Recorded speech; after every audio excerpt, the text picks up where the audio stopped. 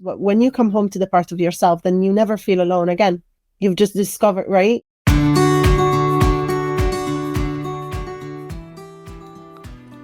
Welcome to the Spirits Beside Us podcast. I'm your host, Chris Lippincott. I'm an ex-Wall Street analyst turned international medium, spiritual teacher, and best-selling author. Each week we'll dive into the fascinating and uplifting arena of the non-physical world to help you deepen your understanding and spiritual connection to the unseen realm.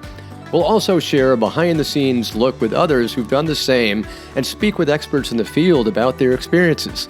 Pull up a seat and let's dive into these perspective-changing conversations.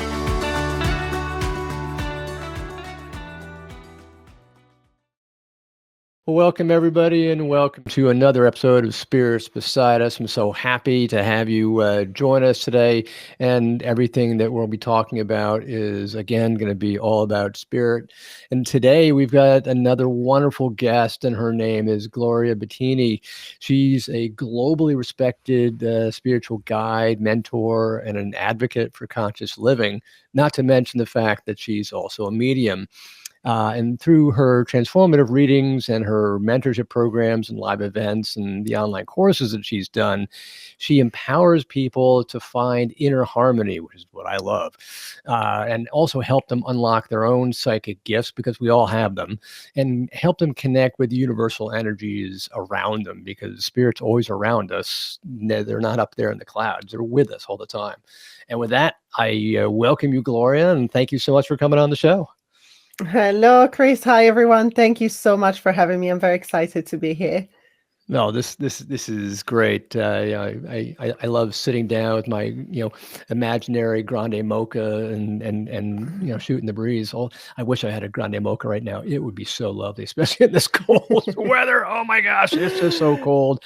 I don't know what it's like for you in Ireland or in that England, area. Yeah, it's not too cold. It's not too bad. But I spoke to a client. I think you're in the East Coast, aren't you? I'm on the East Coast, and we're in a deep freeze right now. Yes, I spoke to a client of mine this morning, and she was telling me that it's the equivalent of like minus 16 Celsius, and we are currently on 5+5. So it's very cold where you are. Yeah, it's very cold. Oh, it's painful. Yeah, we're going into the minus single digits, and it's just painful. But yes, that too shall pass. I'm now looking forward to the positive things of springtime. Exactly. And this is also, and it's also a great time to reflect the winter, isn't it? It's a great 100%. Time to just be, plant the seeds. Right. Plant the seeds. This is when we grow, isn't it? Perfect. Yeah. In fact, I wrote a blog article not so far ago, a little while ago, about the very fact of that, everyone thinks, oh, it's wintertime, I'm so depressed, blah, blah, blah. Well, in fact, wintertime is a great time to re-energize, recoup, and go within. I mean, look at trees, look at plants. They all go within, and they just get, while it looks like they're going dormant, they're getting ready to grow for the spring. So that's a perfect thing that we could be doing, is to go within, reassess, get your favorite hot beverage, hot chocolate, maybe add a little bit of rum to it. I don't know. And, just reassess where you are, reassess the things that you want to do. What are your goals in life? I mean, everybody says, oh, well, New Year's, I got to ring in something new. Well, you can do that throughout the entire, winter time, and just think about the goals, think about the directions you're going, whether it's personal, spiritual, interrelational, whatever it is. It's where do you want to go? What's your path, right? Yeah, it is. It absolutely is. I feel that winter is such a great time to start anything with regards to self-development, anything with regards to, spiritual development. I mean, spiritual and self-development, to be honest, are pretty much, very much part of the same. But yes, it is a great time to do that. I feel that it offers time for reflection. I feel that nature is inviting us to slow down, and it's just telling us, this is not the time to go and get it. I mean, you can, of course, but it is also time for you to just have a look inside a little bit, see how you're feeling. Is everything in alignment? Are you actually happy? Do you feel at home, within yourself? And if not, then this is where you plant the seed. This is where you can start and decide what to do. And one step at a time, and then springtime always comes, doesn't it? And the other way to look at it also is to think that the winter time is also a time for quiet. You look outside and the things just become so quiet, especially if you're walking out in the snow. The snow blankets sound. Everything is quiet. Everything is calm, as opposed to springtime, where all of a sudden you're in growth, you're moving, you're going places, maybe you're going on vacation, whatever it is. Wintertime is a great time for quietude. So it allows you to be quiet within. Maybe you just want to look out the window and look at the snow and just be calm.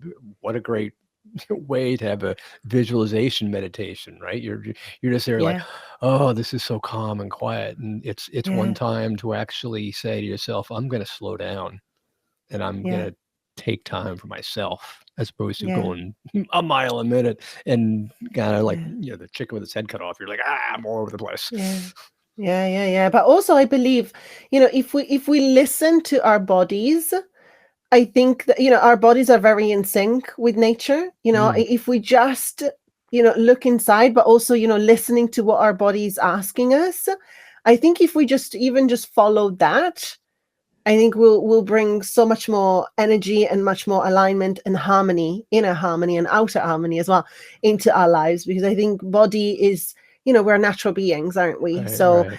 we do feel like we need to slow down. We do feel like things are more quiet. Like you said, it's a bit more of a time for silence. And our body is already telling us that, Yeah. my body does not want to be out partying at 10 p.m. right now. It does not want that. Well, there's a part of me is wondering, is that a little bit of age telling us we don't want to be out there partying anymore? I don't know. Maybe, I don't know, but at least I can last until 9 p.m. when it's the spring. Right Ah, now, it's a bit more yeah. difficult. Yeah, right now you just It's a don't bit want to more say difficult. you're just like, oh, it's too cold. I just want to go in Yes, my bed and curl up under the comforter or yes. something. In my cave, yes, absolutely. I just want to be wrapped in blankets right now. Yes. Yeah, I can envision myself sitting in front of some roaring fireplace with blankets around me and, hot chocolate with, Yes. s- some extra special something in there and just going, oh, Calgon, take me away. Yeah. Absolutely. Wow. So, I mean, so you've been involved in spirituality and mediumship and spirit for a while. What Mhm. sparked your journey into spiritual work and connection with spirit and with mediumship? How'd you get there? Yeah. I feel like I was very connected as a child. I was very connected as a child, very sensitive, very open to energies. And then things shut me down. Mm. Things, relationships, people, societal conditioning, like loads, put them all together in the mix, Oh yeah. They really, really shut me down, and they sent me down a path which now I understand it's probably what I needed to grow from, to grow Mm-hmm. out of and to understand for myself, the so-called, life lessons. And so for a very long time, I did not feel connected Yeah. at all. No, I went from, being very connected as a child to then as I got into my very early teenage years, that's when completely, but probably even at the age of like 9 or 10, I started, it started sort of fading my spiritual connection. And I started paying attention of a lot of things that were outside of myself. I was raised with the notion that, other people know better, to not trust yourself because you're too little, you're too young, you do Yep. not trust yourself. You listen to what other people say. You're told, no, You no, no, listen. no, no, you're not right. Exactly. Yes, exactly. All these things. And so at the beginning, I felt like I needed to rebel against this thing a little bit. But then when it comes, it's every day, as we know, the brain learns by repetition, and that's how we get conditioned by our parents, our family, society, and all of that. And so for many, many years, I was not connected at all. That part of myself was completely shut down, and I went the opposite way. I was completely disconnected. I was raveled with anxiety, OCD. I was in a very unhealthy, toxic relationship for 15 years. So it was the opposite of a spiritual life. It was Yep. completely the opposite of a spiritual life.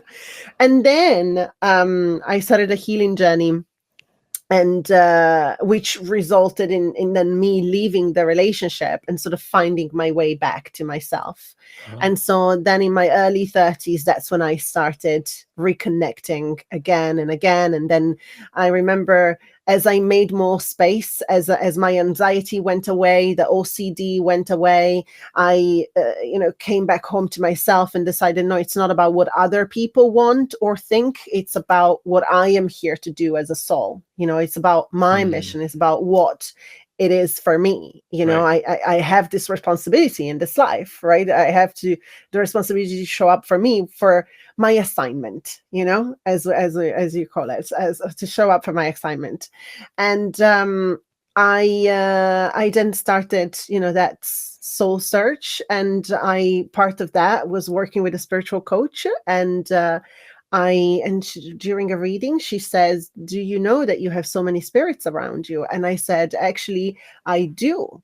I do know that because I feel them, but I have no idea what to do about it. I said, I've always felt them since I was a child, and I was connecting with them, talking to them, and it was very normal. And even when I felt disconnected in those, many years, 20 or so years of my life, I still felt that whenever I was in a room, I was never alone. Yeah.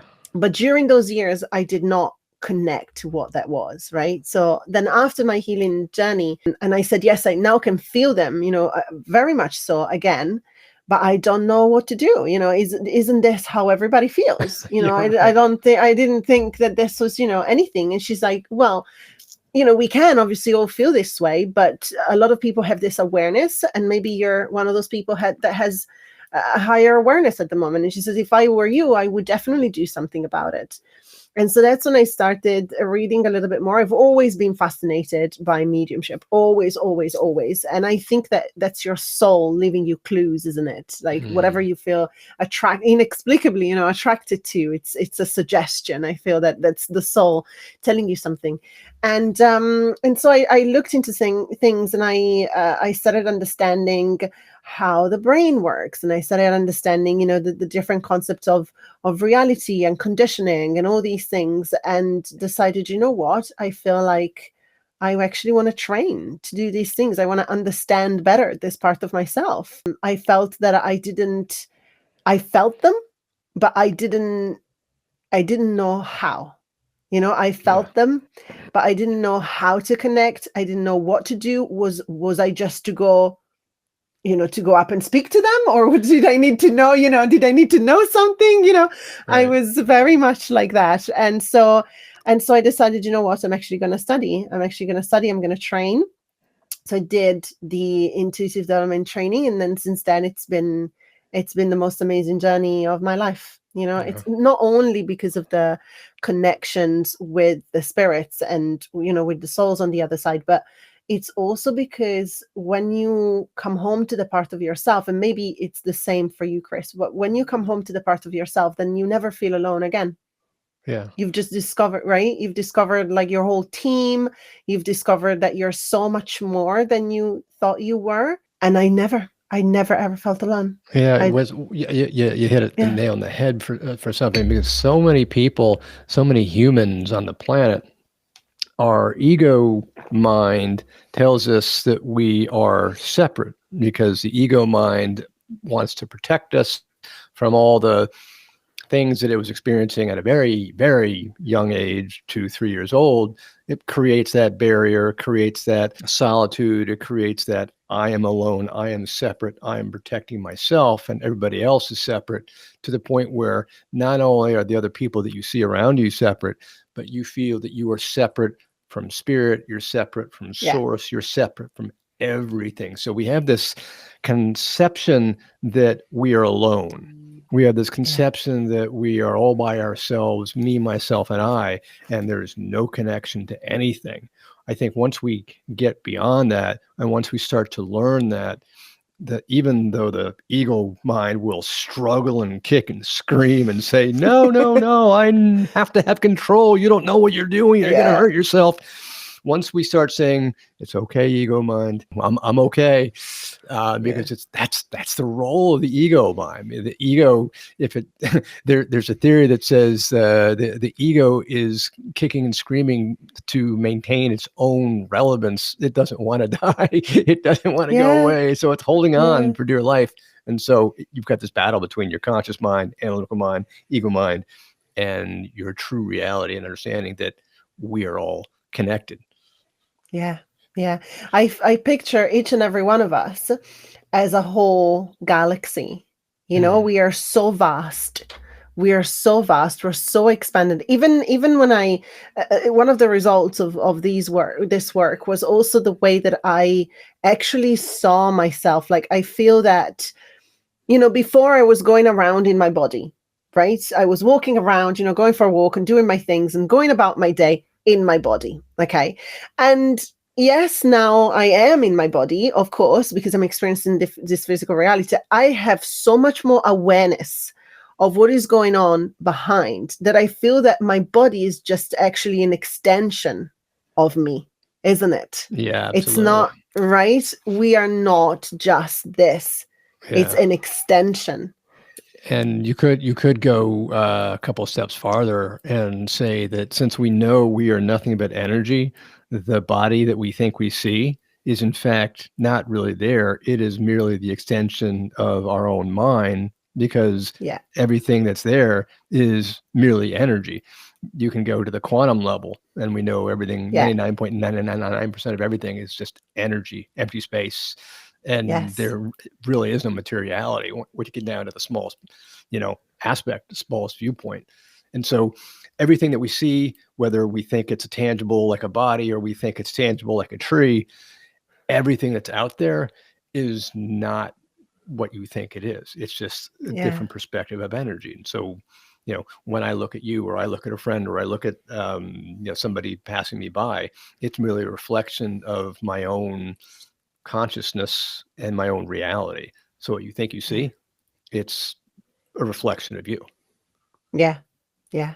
Yeah. And Absolutely. so to your point about the body, it's like, you feel your own body and you're like, I'm going within. Well, what you think your body is what you're thinking. All that we are is a result of what we have thought, to quote Yeah. Buddha. Yeah. Yeah. Yeah. Yeah. Absolutely. It really is. And there are as many realities as people on the Mm. earth. Yeah. There are as many realities. And, going back to the whole concept of, connection and everything is really one.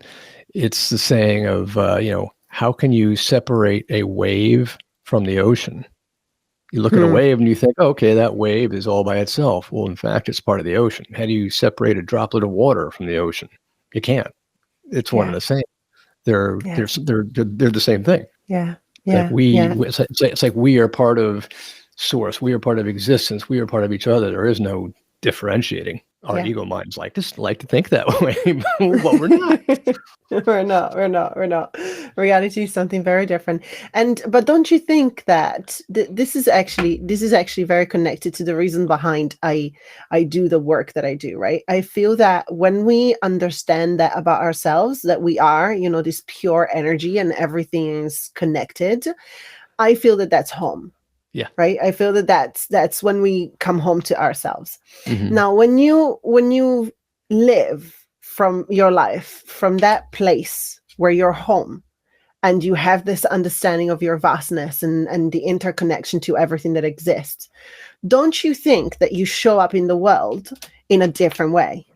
You have to, by definition, You have to. because all of Yeah. a sudden you are different. You are no longer the individual, separate piece of matter that you thought you were. You were something Yeah. different all of a sudden. Yes. Yeah. Yeah. And what happened to me is that I found that I had so much more compassion and so much more tolerance. Oh, yeah. I had so much more interest and curiosity. I Mm. wasn't leading with, you're different from me, therefore I need to be wary, right? Therefore I need to go with the defense, Mhm. right? But now I see, oh, okay, this is something that is also part of who we all are. And so now I'm curious. I'm more tolerant, I'm more compassionate. And isn't that beautiful to be to just to what would happen if the majority of the people on our planet, right? What would happen if we all lived from a place where we actually truly feel at home?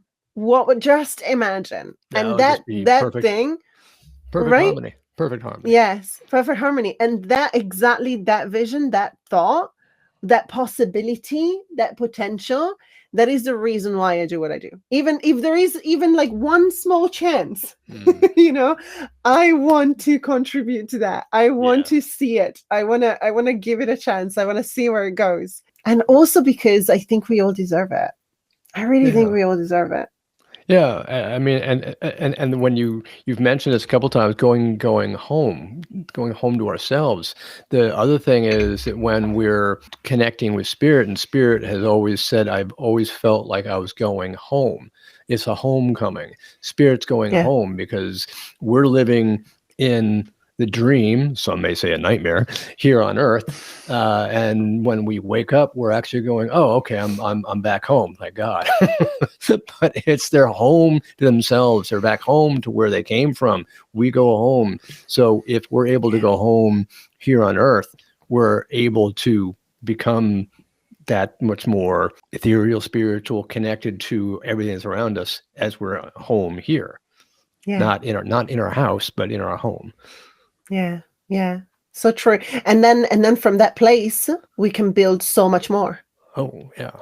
We can build so much more. We can build so much better. We can contribute in a different way, because everything that we do is made with the consciousness of we're operating from home and we're all one.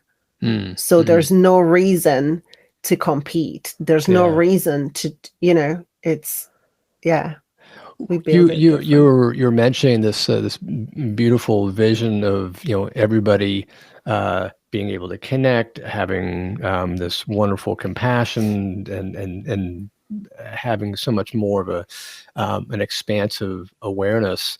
But we know that everybody has psychic abilities. Everybody has a sixth sense. Everybody has it. It's just lying dormant in their hind brain. How do you feel that people can actually unravel that, connect with that? Because most people are still in that mindset of, okay, I live in a material world. I don't have that ability. I doubt that. My ego mind says that's not possible. Yada, yada, yada, yada. How can people discover their own abilities? Yeah, that's actually something that I come across quite often with my students. Actually, they in the intuitive development course, we have this. There seemed to be a very common belief that you have to be special, You have to be born with it.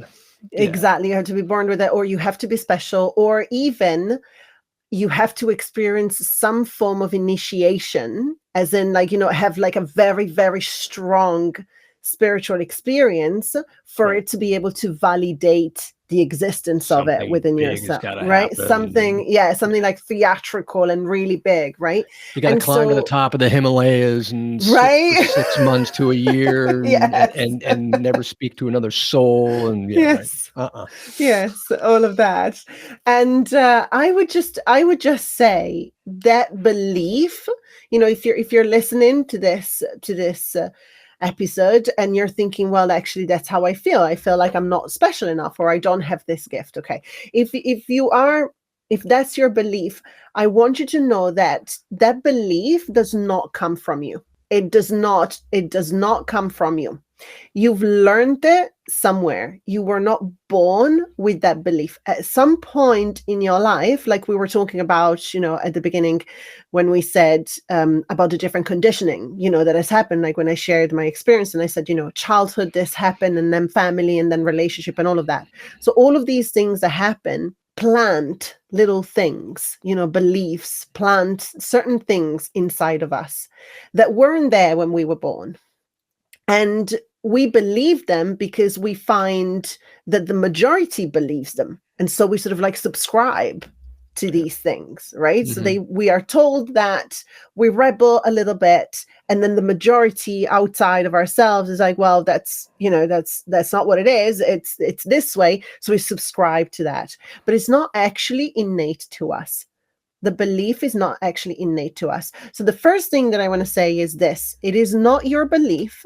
So do whatever it is that you can to separate from it and find where it comes from. Was it your mom? Was it your mother? Was it your father? Was it, a certain religious upbringing? Was it school? Did you have teachers that have said those things? Do whatever you can to find the origin of that. Why do you think that this is a gift? Who told you that? Where did you learn that? And find the root cause. And then from there, you'll be able to recognize that it's not yours. It's something that somebody else planted in there, and it will be easy to separate from it. That's the first thing. And then another thing to remind yourself is that we're all exactly the same. This is a completely natural thing to have. So even if you just educate yourself on how energy works, like a little bit of quantum physics, just a little bit of those things. You don't have to be a quantum physicist to understand, these big concepts. But there's so many teachers out there that explain these things in such wonderful and simple, easy to understand ways. Just educate yourself onto what energy is. Just learn as much as you can and understand that this is completely natural to you. It is completely natural. Yep. You're born this way. There is no way in the world that you don't have an intuition. It just doesn't happen. I mean, look at your gut instinct. That's what intuition is. Everybody goes, gut intuition. That's my gut instinct. That's something different. No, it's not. That's your natural ability. That's the one that everybody uses. Everybody has. Few people pay attention to it, but they know they have it. Exactly. Yes. So I'm guilty of that. I mean, the number of times where my gut will say, "You better bring an umbrella," and of course I say, "No, I'm not going to bring the damn umbrella." And what happens? I come home, I'm soaking wet. Yeah. Absolutely. And another thing that I've learned to do that I found really helpful. Maybe some of you guys are going to find this helpful as well. When I have these beliefs, let's say I have a goal, and let's say, for the sake of what we were talking about, let's say that one of your goals is to develop your intuitive ability, your psychic abilities, right? You want to develop them. And so you're going to have to go through certain things and understand what your beliefs are around psychic abilities, okay?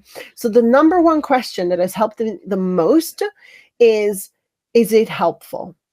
If I know where I want to go, is it helpful for me to think this way? Am I doing myself a favor?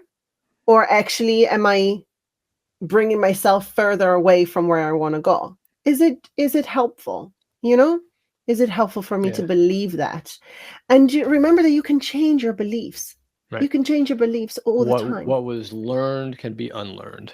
Yes, absolutely. And that's kind of the thing, is that we've been, as you mentioned earlier, we've been conditioned to think certain ways, and through the hundreds of thousands of years mankind's been on the planet. In society, we have grown accustomed to and learned that it's safer to go with the flow because people do not want to be outcast from their tribe. Go back to the caveman era. If you were shunned from your tribe, you were left out in the cold all by yourself, and you'd be attacked by animals and you'd die. So you knew that you had to go along with the majority. And that still happens today. Look at opinions. Everybody goes along with majority thinking. It's the easier thing to do. And so your ego wants to go that way. Well, if you're influenced to go that way, it doesn't necessarily mean that it's going to help you go the way you truly want to go, feel. And to your point about quantum physics, that was the one thing that helped me get over the hurdle when I was having my spiritual awakening, because I was going through the same kind of thing you were talking about, where I was connected when I was young, my teen years and early adult years. I was so materialistic and analytical. I mean, to the point that I was at Wall Street, so I couldn't be farther from spirituality than you can imagine. But it was the quantum physics that finally got me to realize, oh, yeah, energy. Okay, I can now analyze that concept and it makes perfect sense. We're all energy. And then all of a sudden, quantum physics wound up actually supporting mediumship and spirituality Yeah. and spirit. And I was like, this actually scientifically makes a whole bunch of sense. And that's when Yeah. I just said, all right, I give. And just developed that way. Yeah. Yeah. Yeah. Yeah. So true.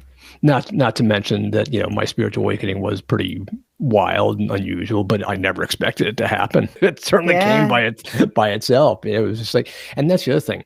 So many people these days are in this, mile a minute lifestyle where they don't allow themselves any time to slow down. The one thing I always tell people is if you want to learn to get more spiritual, connect with spirit, you got to start meditating. You got to start slowing down. You got to start quieting your mind. That's the whole point of meditation. And that's why it was Yeah. so much, I don't want to say easier, but more people were more prone to connecting in spirit at the turn of the century. I mean, in the 1900s, the speed of life was pretty slow. You look at it Yeah. now, it's like you're doing 20,000 things at once. We all got to learn to slow down. We all got to learn to do something, so that we're not, going so fast. And meditation even compartmentalizes that to the point where you're doing it for, say, 10 minutes. You do 10 minutes a day, for 6 months, a year, and you'll be blown away by the results of just that Yeah. little tiny thing. Consistent 10-minute increments every day. Watch what happens to your life. Yeah, absolutely. I totally agree. You're making me think of when I decided that I was going to start meditating. Now, this is at least 10 years ago. Okay, this is at least 10 years ago. I was barely starting, my healing journey and all of that. And I decided I felt the call, to slow down because anxiety was too much, OCD was too much. And so I was seeing the coach by then, but before I left the relationship, I saw her for a year and a half. So before I actually, took the step.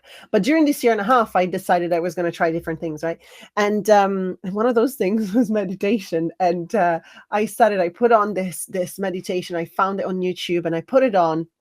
And my idea, I don't know if you had the same, but my idea was that day 0, I needed to aim for Tibetan monk level of meditation. If I Whoops. right,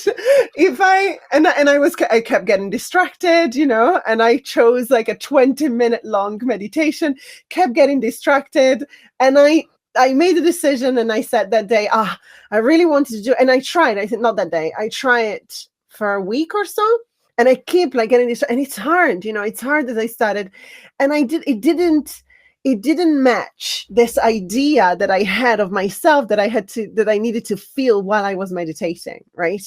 And so I didn't do it. I stopped it and didn't do it for years. And then when I done my healing journey and everything, and I came back to it, I said, oh, wait, maybe I was not supposed to be a Tibetan monk, on day 1 or 2 or in the first week, Yep. But there's so much that comes from outside conditioning from that. Right. And isn't it? I mean, that's so accurate. So many people think that when they start their meditating practice, and indeed it is a practice, Yeah. that when they start meditating, to your point, they think, okay, I have to have 0 thoughts. I cannot hear a single thing in my mind. I have to be absolutely still and perfect. I can't move. I have to be practically unconscious, and I have to be a monk. And if I don't do that, it's going to be a fail. And sure enough, that's exactly what happens. They have thoughts going through their minds. They feel like they've got to move. Something triggers them where they're distracted somehow, and they think, oh, I'm not a monk. Okay, I give up. And so within the first 7 days, they give up and they say, I'm never going to do it again. Well, what we're here to tell you is all those things are so normal. Give yourself a break. Allow yourself to get comfortable. Allow yourself to, experience that thought, but acknowledge it. Let it fly away and just come back to your breath. Just come back and center yourself, because you're human. For you not to have a thought would mean you're 6 feet underground. Yeah. Oh, yes. You're a Oh, conscious, yes. you're a conscious sentient being. You have to have a thought. It's okay. But Yeah. ways to, not have those thoughts or not be distracted by those thoughts are focusing on something, because you can only think of one thing at a time. Focus on your breath, focus on a visualization, focus on the music that you're listening Yeah. to. I mean, that's the Yeah. beauty of a guided meditation. They're taking you somewhere, and it takes your attention somewhere. So your focus is on that guidance and you're Yeah. going away. That's the beauty of it. Exactly. Exactly, exactly. And you can find so many guided meditation that have been created for different purposes. Oh, So yeah. if there's something, that you are curious to connect with, Yeah. maybe there's something that it's with regards to guardian angels. Maybe there's something that connects you to, focuses on one of your chakras, or maybe there's Oh, something yeah. that it's to do with the inner child. Just allow yourself to explore these things. It's not Hmm. just about sitting in silence, Right. and trying to shut everything out. Is about creating a different experience for yourself, an experience where you're slowing down and you're Hmm. giving yourself the chance to connect with yourself. Right. That's all it is, right? And the thing, I've heard arguments against doing that and saying, oh, well, if I try to use something like YouTube, then I'll get interrupted by the ads. Well, there's another excuse. Like, okay, then don't Mm, use YouTube. Use something like Insight Timer or Calm. yeah, I mean, yeah, my favorite app in the world is Insight Timer, because you get hundreds of yeah, thousands of meditations. Some are guided, some are ambient music, some are just all kinds of stuff, and it's free, and it's just like, it's got so much stuff on it. I mean, I should be a yeah. salesman for Insight Timer. It's so good. I'm a teacher actually on there. Did you know I'm a teacher No, on I Insight didn't. Timer? No, Yeah, yeah, yeah, yeah, I should do that myself, but I love Insight Timer. It's like the best thing in the yeah. world. I use it every day. Yeah, yeah, yeah. It's great. It really is great. It really is great. And I love, actually, another thing that I love about the way that Insight Timer is made is also, which I feel that's that that is where we're sort of headed to in terms of how the world is changing. Um, you're finding people that are sharing their calling, right? They've Right. not been told by anyone that they should have this job and they should be doing this and they should, you know what I mean? Yeah. Everything that is shared on Insight Timer comes from a call that comes from within. It's about a passion. It's about whether somebody is passionate about helping other people heal, or maybe they're passionate about the music that they create, the Yeah. healing music, healing frequencies that they create. Maybe as somebody that has a passion for a certain kind of meditation, like whatever it is, it's created by people. Everything, all the teachers in there are so connected and so driven Yeah. to make the world a better place. Just the vibration of the whole app, Mm. it's Yeah, it's it's so completely organic. different. And it's so organically done, because people are coming in to do this, Hmm. to give, because they love giving. Yeah, yeah, it absolutely is. And it removes any sort of distraction. Can you call it a social media? Maybe, because people create community on there as well, but there is no way of advertising. There's You're correct. nothing that Right. interrupts your attention. There's I, nothing like that. I don't even use a community aspect of it. I don't even look Yeah, at there you that. go. I Yeah, mean, the yeah, one I use is just, search for my favorite tracks, or I search for my favorite, time span. Like sometimes I'll say, okay, I only want to do 5 minutes, so let me look for a 5 minute, 0 to 5 minute yeah, meditation. Or I got an hour. Let me, look for an hour meditation. And sometimes yeah, I'll be like, okay, I love ambient music. And, you can include what types of ambient music. Do you want water? Do you want, yeah, birds? Do you want nature? It's like you whatever you want, it's like, it's there. yeah, yeah, Use it. yeah, yeah, So there's yeah. really no excuse. It's so Absolutely. useful. It is. It really is. And and it's full of free live events as well, Oh, where you yeah. can learn, connect. It's just It's so much. Yeah, amazing. I mean, not only is it the whole really app is. free, but everything there is free. I mean, Yeah. yes, there is a paid version, but it's like, why bother? I know it's just you get so much with Yeah. the free version. You get so much. Yeah, yeah, yeah. Yeah, Absolutely. Yeah, yeah, yeah. it's great. So, your journey's, gone through so many challenges. You mentioned, the toxic relationship, and and overcoming all of that. And then, definitely, evolving from that. How do you think that's helped you work with your clients, learning all those experiences and going through all that? How has that enabled you to leverage your understanding and your experiences so you can help your clients? Yeah. I feel that just gives you empathy, really, doesn't it? Yeah. Gives you a lot of empathy. I think that when you've experienced certain things yourself, you're the client is telling you something, and you're not just only there hearing it, but you actually feel it very deeply, right? You're actually Yeah. feeling it as well. And it's just so, it makes a huge difference, I think, to be able to understand them that way, to be able to know what it is that they've gone through as well. Mm-hmm. But also, again, I think that it just made me more open, Yeah. less judgmental, Right. way more open. I'm so much more, so much more open and curious about other people's way of operating than I was 8 years ago, before all of this, Yeah. 9 years ago, before all of this, it's just different. It's just a non-judgmental way of approaching things, because you're like, we're all human. Yeah. We all have our And experiences. and you've been in their shoes, so you know Yeah. what they're feeling, what they're going through, because the commonalities are so similar. You're like, okay, Yeah. well, I've been there, done that, and here's how I can empathize with you and help you get through that struggle because I walked, Yeah. that path too. Yeah, yeah, yeah, absolutely. What I do like to keep, though, is the I'm not going to tell you what to do, Right. right? So I've been there, but I'm not going to tell you what to do, because you have your own path. So I can feel what you're feeling, but I want you to be sovereign, because you're the sovereign being, right? You're making the choices.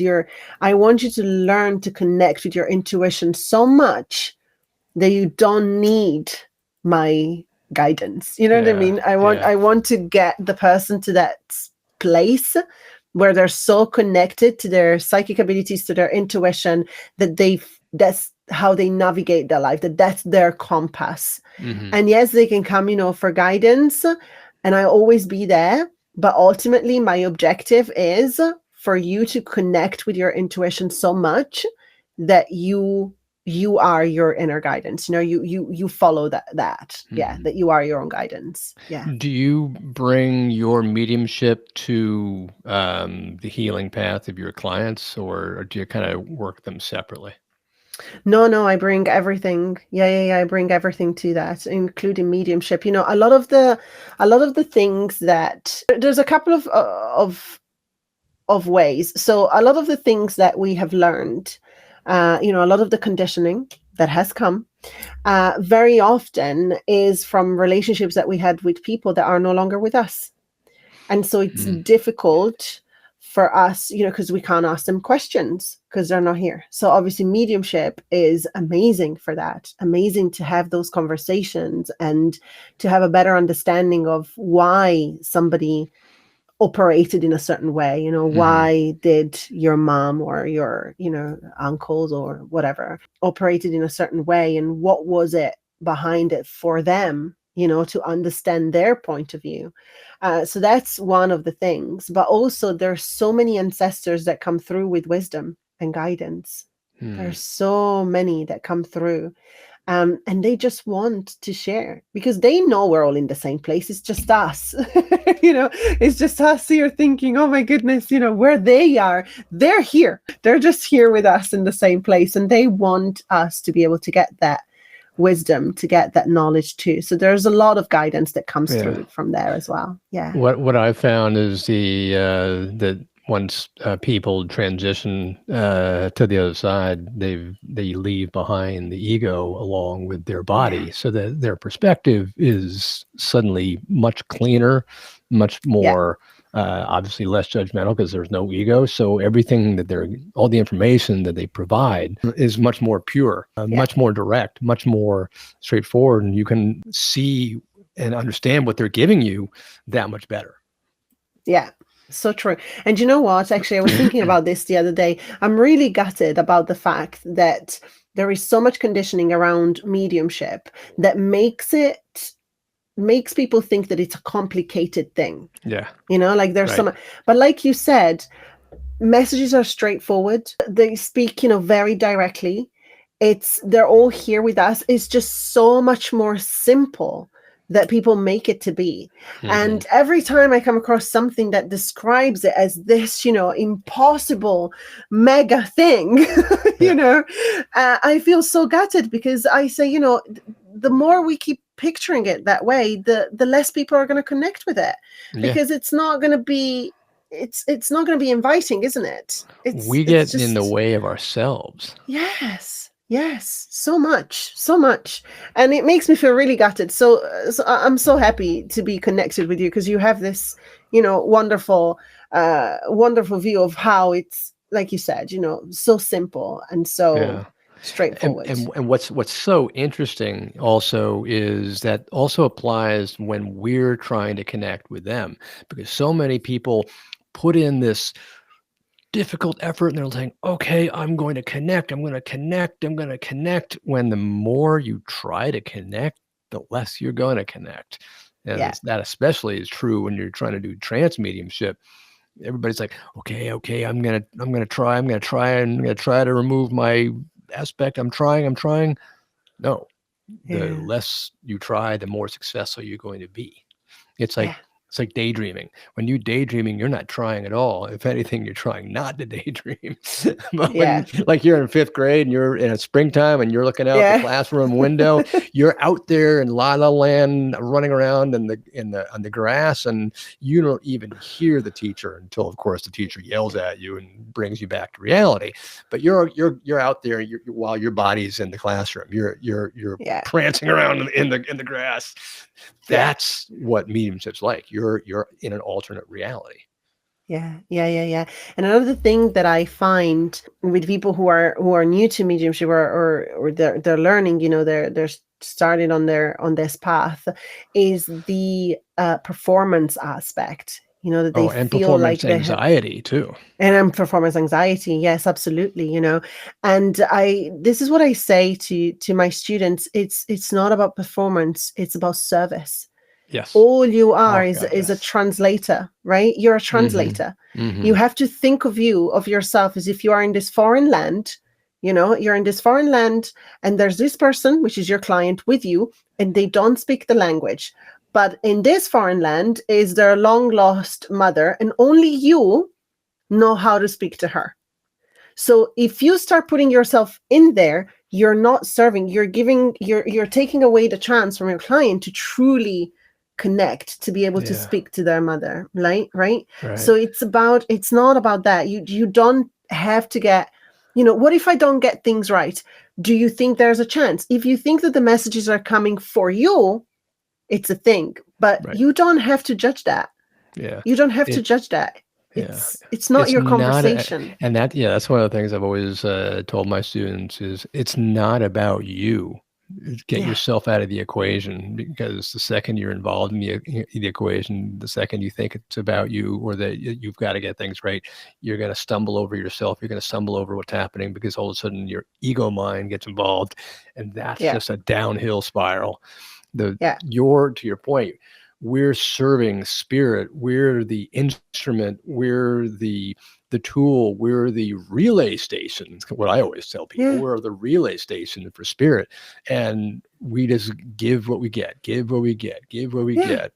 Unless of course there's some compassionate filter that we want to make sure we don't want to hurt the Of person. course. Yes. Yeah. But beyond that, it's you give what you get, and it's all the number. And that's the other thing. Number of times spirit gives. I mean, I did a reading last night where this happened, where spirit just gives us the weirdest, wackiest Yes. information, like onion. What the hell do you mean giving me an onion for? I have no idea what that's for. Or what?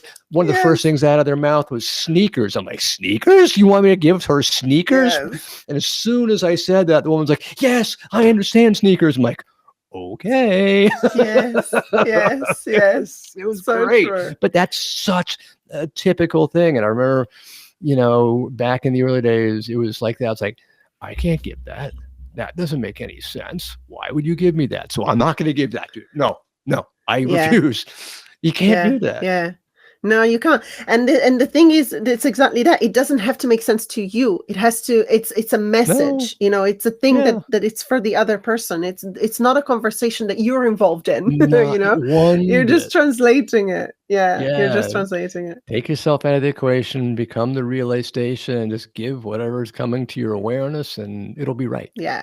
And Yeah. that's the other. Yeah. Yeah. That's the Yeah. other thing, because I'm always telling people, trust and surrender. You got to trust what you're getting is accurate, because spirit never Yeah. is inaccurate. It's Yeah. us that messes it up. And Yeah. spirit never wastes a bit of energy, because it takes so much energy for them to give us what what we're getting. And Yeah. then surrender to what spirit's giving us, and just sort of say, okay, I'm going to give everything. I'm going to surrender and just, let it flow. So Yeah. trust and surrender, two most critical things for people who are just on their journey. Yeah. Absolutely. Absolutely. Yes. I love mediumship. It's my favorite thing.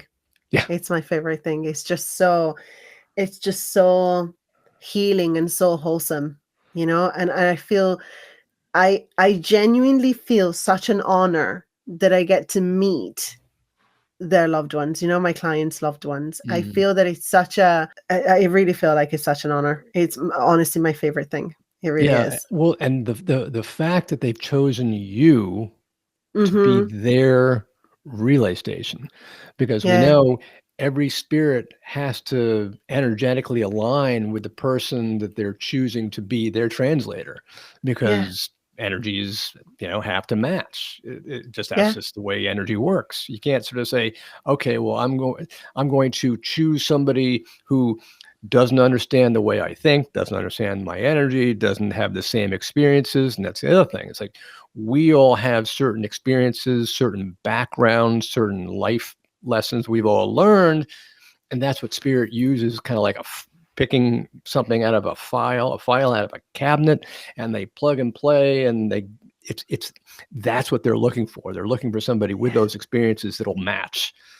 Yeah. So we're uniquely chosen by spirit. Yeah. Yeah. So Yeah. to your Yeah. point, we should be honored that that spirit Yeah. is deciding to work with us for whatever crazy experiences we've had in life, because they're like, okay, you've got the experiences I want to use, because my loved one on earth will understand these things. Yeah. Yeah. Yeah. Yeah. So It's like true. we're True. CD players. We are. In a way we are. In a way we are, aren't we? Well, So I'm you now need to CD play. players. Oh, I don't know. This is what you need to play now. Here we go. Yeah. Yeah. Yeah. Exactly. Yeah. Yeah. Maybe, Yeah. maybe I should become a little more technical. My son would prefer that. Maybe I should say, okay, it's a thumb drive. Even that's old. Yes. I Yes. don't know. I mean, now, what about different healing modalities? I mean, we've got mediumship, we've got some of the energy work you're talking about. Do you incorporate Akashic Records, and how do they Yeah. come into play? Yeah, yeah. I incorporate spirit guides work, Akashic Records, and all of the soul contracts aspect of it as well. So the way that when I work with a client one to one, I always start from their astrology. Oh, Astrology is a language that makes a lot of sense to me. I've always had like a natural understanding of how it works. It really really makes sense. And so I find that we have this gift, with astrology. We're given, there's a beautiful blueprint or instruction manual to do life. That's how I feel. Our own, I do personal astrology, not daily astrology, personal astrology. So in terms of interpreting people's charts, okay, sure. so that's where I start from, because we get a foundation and an understanding of someone's traits and someone's life. So when they come to me, it's because there's a feeling of disconnection. They say, I don't know what my purpose is. I've done my life up until now, and I just want to have this. I feel lost. I know I have Hmm. healing to do. I don't know where to start. I feel disconnected. I want to go home. Essentially, I want to go home. That's the bottom line, right? And so we start from the astrology for different reasons. First of all, like I said, because I feel it gives an understanding of someone's blueprint. But second thing, and the more birth charts I do, this just gets confirmed time after time after time. There's a lot of validation in there. There's a lot of validation in astrology. So everyone has had the thought, oh, maybe, I'm interested in mediumship, or I'm interested in astrology, or maybe I should be a singer, maybe I should be an artist, maybe I should be, right? And 99% of the time, what they thought about, or what they're thinking of, but it seems completely surreal to them, it's actually in their birth chart. Oh, interesting. It is actually in there already, right? So I use that a lot, and a lot of people find a lot of validation and a lot of understanding of themselves and their life up until, now that they lived it, up until this point, they find a lot of understanding in that. So that's where I start from, every single person that I work with. And then from there, we go, depending on what they want as a result, what they want to focus on. Is it life purpose? Is it healing? Whatever it is, then we utilize different techniques. Some people just want to focus on their Akashic records because they want to understand, for example, the karmic bonds that they have with certain people in their lives. They want to understand their contracts. They want to understand what the lessons were from certain relationships. Why have they happened? Have I had past lives as a healer? Have I had past lives with this person? It's just a better understanding of the history of our soul, if you want, with the Akashic records. And then depending on what we find, then we bring in the energy healing aspect. Then we also bring in the mediumship, we bring in spirit guides. It's a very, very tailored to the person way that I have, that I work with. Very, very tailored. And because none of us is the same, is it? We're all one, but we're very different. We're also very different. We're all leading different paths, I guess, is perhaps we are. what. Yeah. So, yeah. So I mean, when you think about using Akashic records, past lives, spirit guides, mediumship, energy work, it sounds like there's a handful of them that might be saying similar things, like Akashic records and past lives would be saying the same thing. Maybe the birth charts and the astrology could be overlapping that somewhat, and then spirit guides could also be confirming the direction the astrology or the personal charts might be saying. Do you find that they're kind of used more as validations to each other, or do they say different things? There's a lot of healing in them. There's a lot of healing. There's a lot of letting go, because obviously if we're not on the path, if we're not on the path of fulfillment and happiness, is because there's something that's holding us back, right? And so it is about finding our purpose, but it's also finding out what is it that it's coming in the way.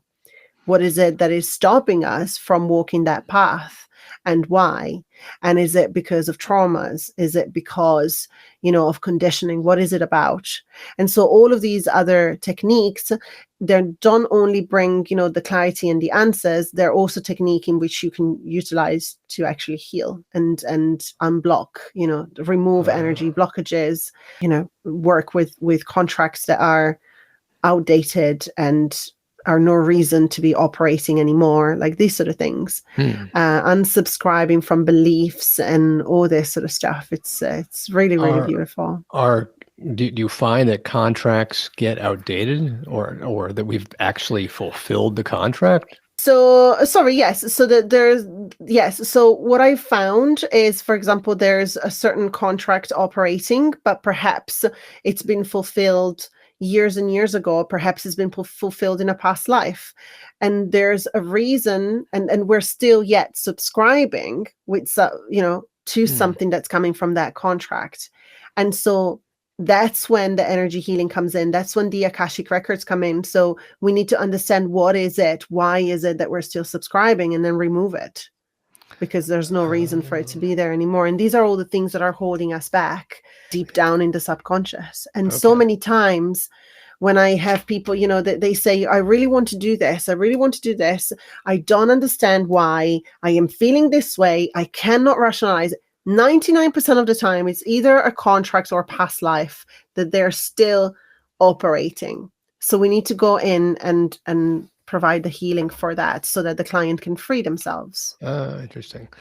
And ultimately, is it all depending on the client healing themselves? You'll give the direction. You'll help them work through it. But ultimately, it has to be the client who heals themselves. Kind of like how many psychiatrists does it take to change a light bulb? One.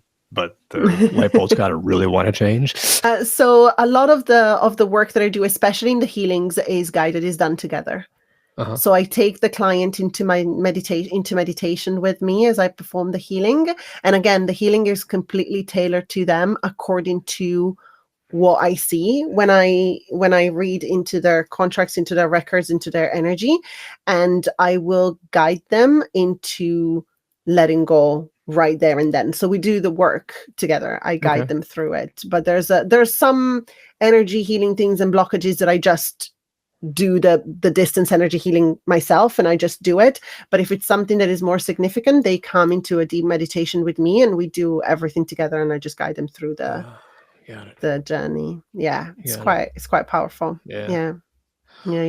Well, if there was one piece of advice that you could give a listener today, what do you think it would be? I don't know why I feel called to say this, but I'm going to say it. Love it. I don't think it has much to do with what we talked about, but I would say that please know that God is you, is inside of you. Oh, beautiful. Please know that. Please know that. If there's anything that I would say, just please know that. Just God is not something that is a force that is outside of you. You're it. You're it. You're just it's in you. It's in you. You have to know that. You. Exactly. Yeah. Source is inside you. You are part of Source. You have always been part and connected to Source. Hence the concept of God is omnipresent, because God is everywhere. God is everything. Yeah. And absolutely. It's like the Greek. There was an old, I don't know if it was a joke or what, but the Greek god said, "Well, how are we going to hide from mankind the foundation of wisdom where he can't find it?" And they go through, oh, we can put it on Mount Olympus. Oh, we can put it here. Oh, well, mankind will eventually find it. And finally, one god goes, I know. Let's put it inside his heart. We'll never look inside there. Yeah. So it's the same idea. We've got to look within to find everything. Yeah. And since Source is all, we look inside, we will find everything. So go within. Yeah. And that's not, and here's the other thing. I can already hear people saying, oh, well, that's selfish. No, it's not selfish. No, it's not selfish. It really isn't selfish. I think about it. So we've been conditioned to think that God is inside, because think about the possibility of how you would live your life if you were 100% believing that God is inside of you. How would you be? Probably happy, probably feeling very, very empowered. And that you're able to do things.